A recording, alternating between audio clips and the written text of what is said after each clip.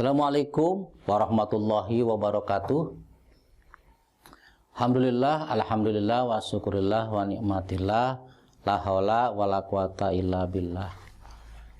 Pertama, kita tentu mengucapkan rasa syukur kehadirat Allah Subhanahu wa taala. Hari ini kita masih diberikan kesehatan, keleluasaan sehingga kita bisa beraktivitas seperti biasanya. Untuk hari ini kita belajar masih di hukum mad, yaitu mad jaiz munfasil dengan mad alif disukun.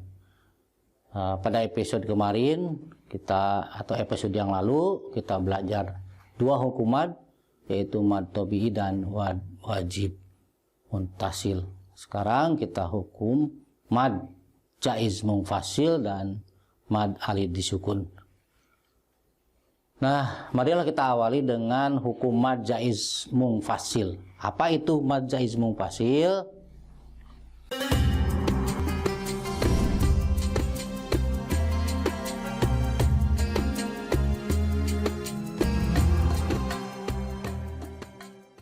Mad jaiz munfasil terjadi apabila mad asli atau mad tabi'i bertemu dengan huruf hamzah dalam dua kata. Sekali lagi, mad jaiz munfasil itu terjadi apabila mad asli atau mad tabi'i bertemu dengan huruf hamzah dalam dua kata.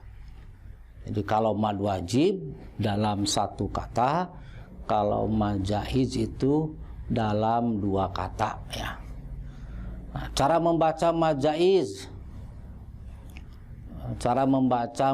munfasil itu sama dengan mad wajib, yaitu dipanjangkan 4 harokat atau 5 harokat, ya.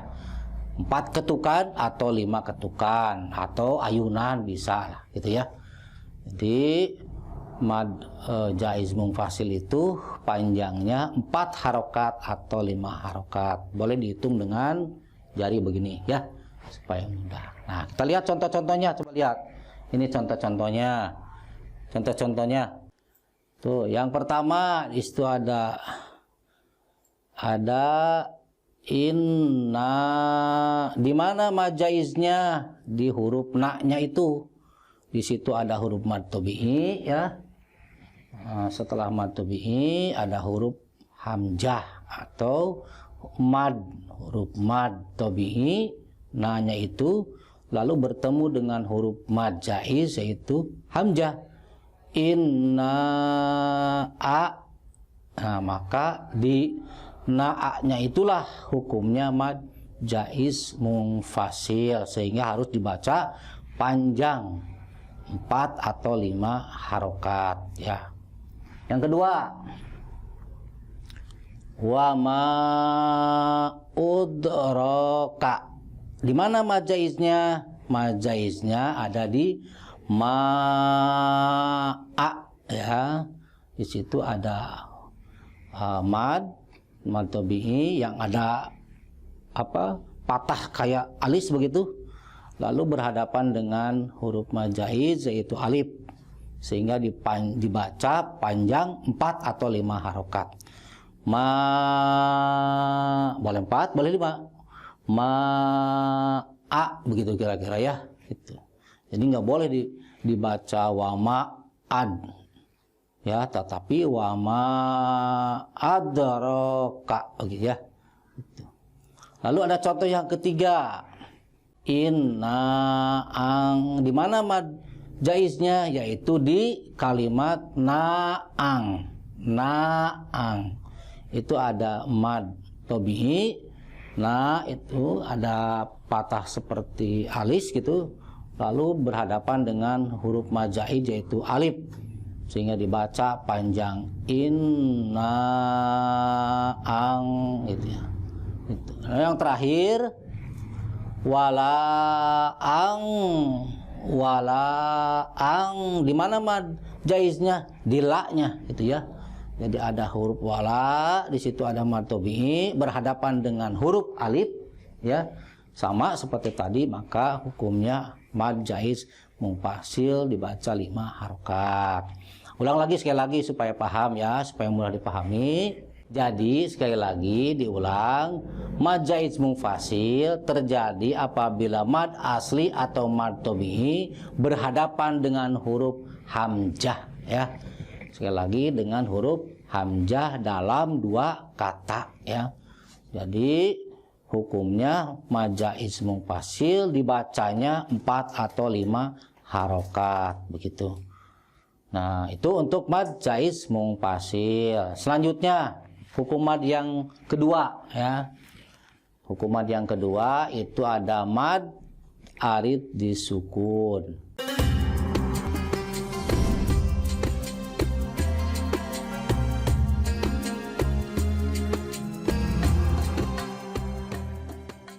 Hukum mad yang kedua adalah mad arid li sukun.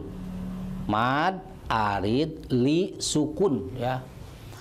Mad arid li sukun itu terjadi ketika wakop atau berhenti. Jadi di Quran itu ada huruf kop ya, kayak di atasnya begitu.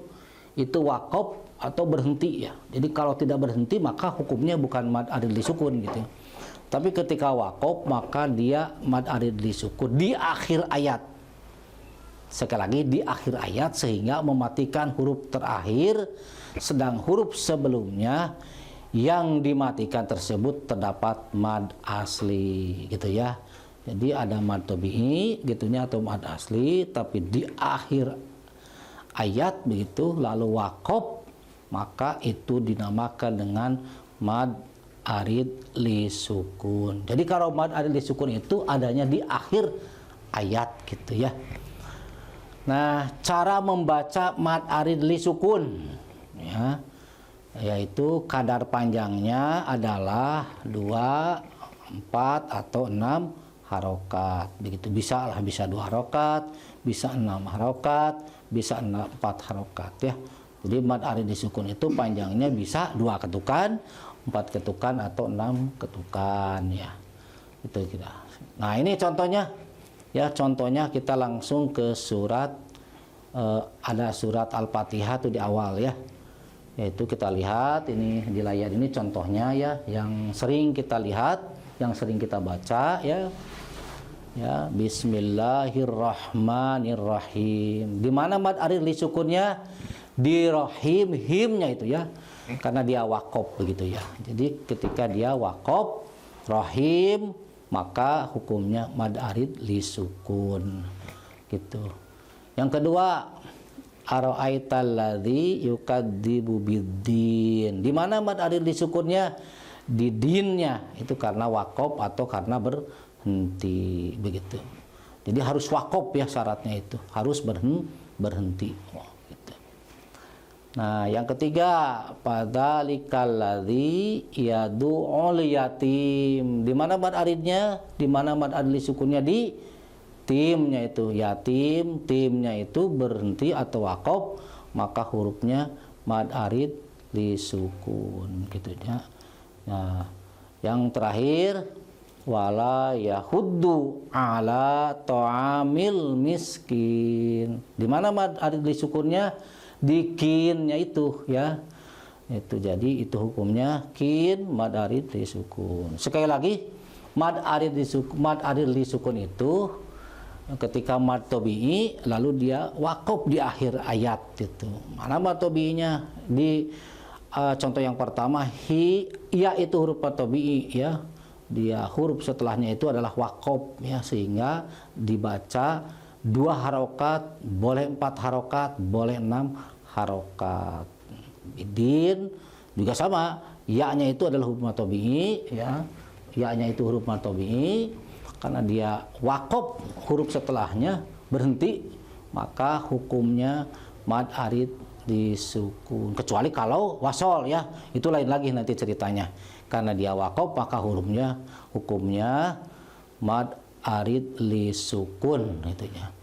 Nah itu ya tentang hukum mad arid lisukun. Sekali lagi, boleh dipraktekkan nanti di dalam surat-surat, di dalam Al-Quran, banyak contohnya. untuk berlatih supaya lancar dan mudah untuk memahami. Nah, itu untuk kali ini kita sudah membahas 2 hukuman. Yang pertama hukuman jaiz munfasil, yang kedua mad arid li sukun. Terima kasih. Mudah-mudahan ya semua memahami dan bisa dipraktekkan langsung dalam membaca Al-Qur'an. Terima kasih. Nasrun minallah wa fathun qarib wa basyiril mu'minin. Wassalamualaikum warahmatullahi wabarakatuh.